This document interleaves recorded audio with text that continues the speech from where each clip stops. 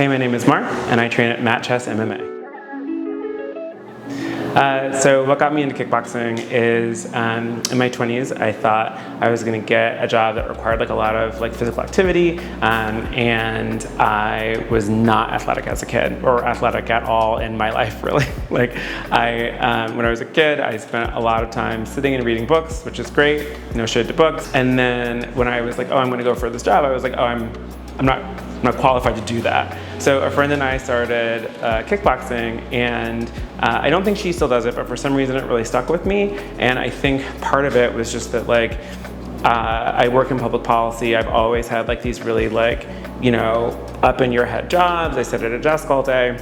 It was the first time that I was ever doing something where I couldn't just let my mind wander, right? And so I would be in a sparring round, and the first time I ever let my mind drift, I got punched in the face really hard and realized oh, you have to pay attention when you do this. And that also ended up being really good for me from a mental health perspective. I'm kind of an anxious person, and I have a lot of just stuff going on in my brain all the time. And fighting really became weirdly meditative for me. And I think that one of the things that I wish more people understood about combat sports is if you do it right, it isn't scary. If you do it right and you train hard and you train with people who you feel comfortable with, it actually becomes a really, I don't know, chill, playful, sort of zen experience.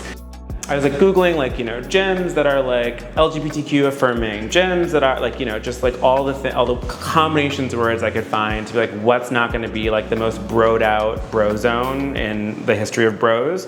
And Matchess was the only gym that I saw on the sign, on the Google Maps sign on the side of the building, said everybody welcome.